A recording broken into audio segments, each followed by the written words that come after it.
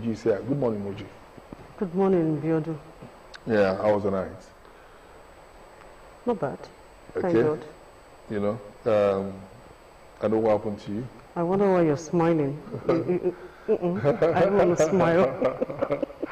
Okay, let's quickly move on to the news items that we have on the program this morning. We call this in the news, and we'll start with this one.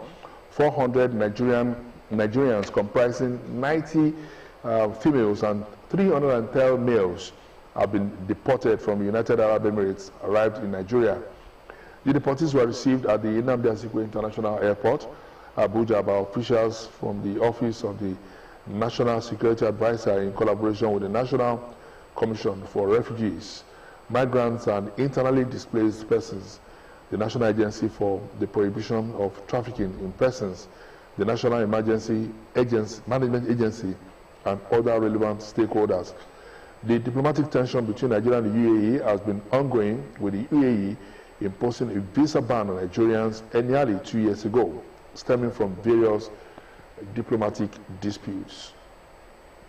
So UAE has deported Nigerians, 400 Nigerians. Why were they deported? And they are lucky you're not in UAE at this point in time. I have no business going there. That is it. I have no business going to UAE at this time. You love your Ijebu. I'm a proud Ijebu daughter. So you love your Ijebu very much. Oh yes, but then Nigerians, wherever we go, we should try as much as possible to comport ourselves very well. It matters a lot. We don't have to engage in illegal stuff there. Now, moving to the next one, Ogun State Governor Prince Abeokuta has revealed plans by his administration to introduce a price control mechanism in the state. Governor Abeokuta also announced the suspension of all forms of market levies, stating that only development and environmental levies would be permitted as they intended for the development of markets in the state. The governor disclosed this during a meeting with market leaders led by the Iyaloja General, Mrs. Yemisi Abbas, at the governor's office, Okemoso. As part of efforts to curb the rise in food prices, Governor Abeokuta stated that the state government will soon launch the operation of its bulk purchasing company, which has been rebranded as the Gateway Trading Company. The best part of this is that all forms of market levies should be suspended, and I hope the market women, the leaders too, they will adhere to this. Yeah, this takes us back to so many years ago. Ogun State used to have a bulk purchase, you know, in those years. I think it was in the military era, you know, that we actually had it, you know, function, you know, so well. I was so young then, but I remember very well that our parents were always saying, at least we were hearing bulk purchase. Bulk purchase around the Okelewu area, you know. So it's a good feeling that the state government is bringing this back, particularly at this point in time when all of us are complaining of food inflation. And I'm sure it's going to be something good for you women. I'm sure. The men too? The men don't go to market. Oh, yeah, you do not go to the market, but then you supply the funds most times. That's why I said huge relief to you too. All we do is just to supply. No, we'll collect the normal amount from you guys, and at the end of the day, we'll pocket some. But that in the long run means that, I mean, the man will not, in the long run, savings. Feel the impact of this initiative.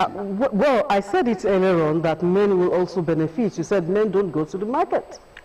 Okay, well, I think you got me there anyway. Okay, let's move on. And the Nigerian Electricity Regulatory Commission has charged consumers of electricity in the country to exercise their rights and obligations to enable them enjoy electricity supply from the service providers. Commissioner in charge of Consumer Affairs, the Nigerian Electricity Regulatory Commission, Aisha Mahmood, gave the charge in Lokoja, Kogi State, during the Customer Complaints Resolution meeting organized by the Commission in collaboration with the National Orientation Agency. According to her, the Commission is an independent body established by the Electric Power Sector Reform Act of 2005, now the Electricity Act of 2023, to undertake technical and economic regulation of the Nigerian electricity supply industry. Okay, NERC charges consumers on their rights, you know. They say to whom much is given, much is expected. You know, so if Nigerians pay for services, they also, if consumers pay for services, they should also get the services. You know, I think that's essentially what this point is actually trying to stress. Electricity supply has actually improved. Yeah, I mean, it's improved, but yes, we want it to be stable. We'll get there. It's a gradual process. Well, it's a gradual process. This is what we've been saying since 1960. Gradual process.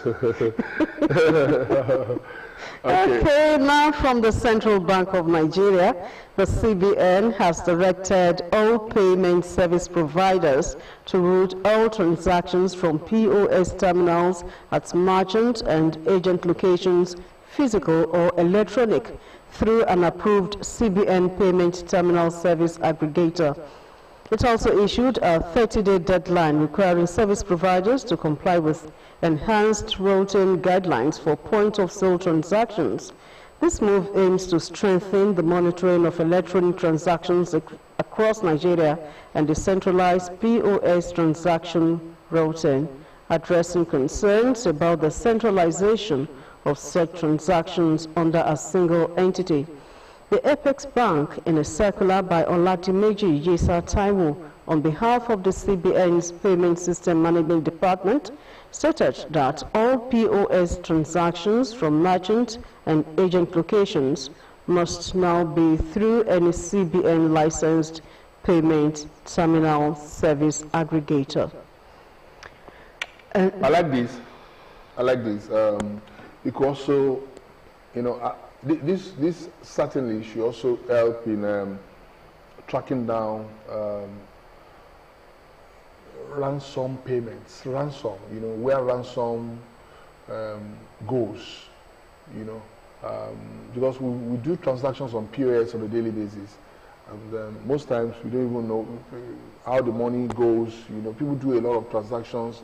You know, when they don't want such transactions to happen on their own account, from their own account to another person's account, they go to a nearby POS agent to send money.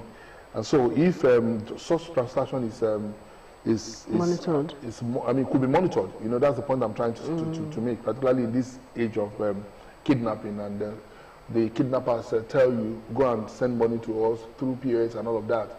You know, in the long run, you know, that could actually assist in tracking down the kidnappers. You know? I hope so. The BNIN, BVN did not yield any of such results. So. Anyway, let's move on. This one, finally from me.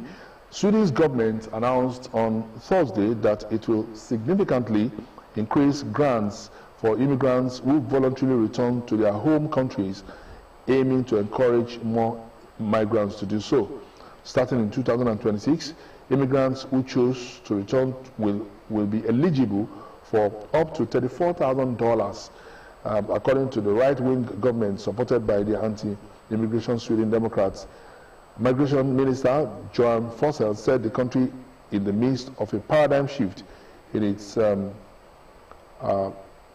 migration policy. So Sweden's government announces $34,000 for voluntary returnees. I wish I was in Sweden now.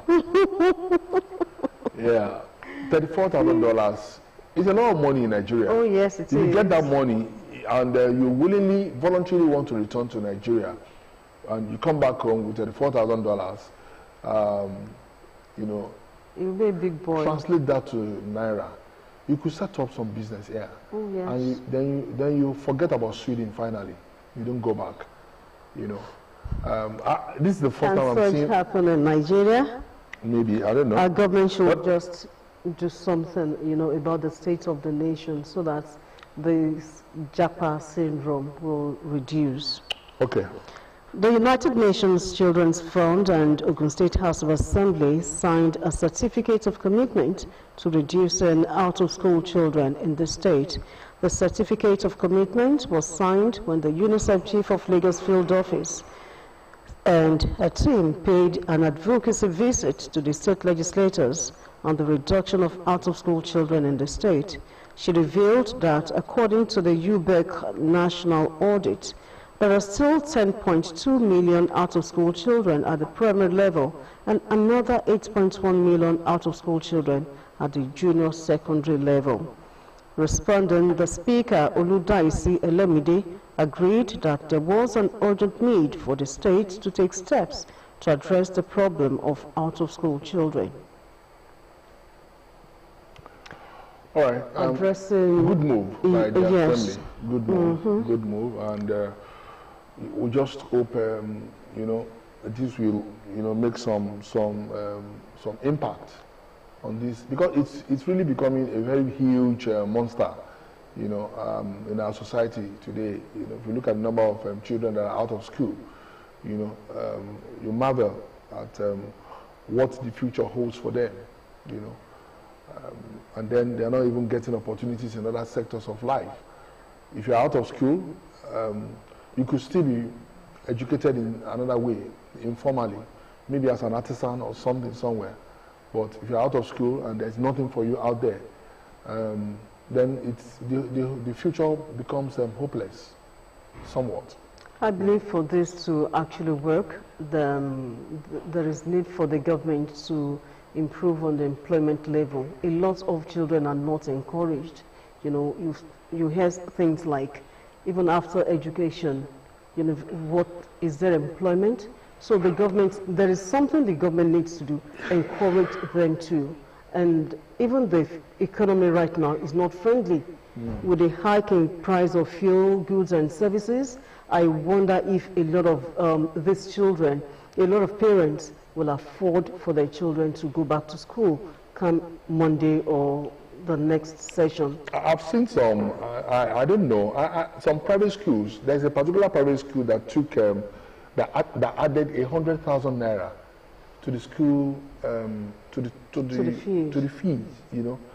And I wonder, you know, why such move? Why such heavy? Sign. I mean, if there's going to be an addition, you know, I mean, why and how should it get to 100,000 naira? How do you expect, you know, parents to cope with that? You know, I think the most important thing for me is that as soon as government begins to make public schools attractive, you know, people will begin to pull their children out of private schools and take them to, you know, public schools. I agree with you. Yeah, if Ogun State government has made some schools flagship schools, we need to see more schools made flagship, you know, so that parents can actually escape from the cutthroat school fees they are paying in some private schools. For me, it's exploitative, you know. Oh yes, a lot of Nigerians are. Because the education you get in public schools is also the same thing you get in private schools. You know, I don't know, maybe a little bit of difference, you know, here and there. But you know, you attended the public school. I also did, you know. But there's no way we can actually I don't think when we're growing up, we're not inferior to those who attended private schools. Yeah. You know, we're as good as them, if not better than them. You know, so why now? Why is this happening now? You know, it calls for concern, honestly. Okay, let's move on now to the next segment of the program, and that's this is where we call on Dr. Emmanuel Abayomi to give us today's pep.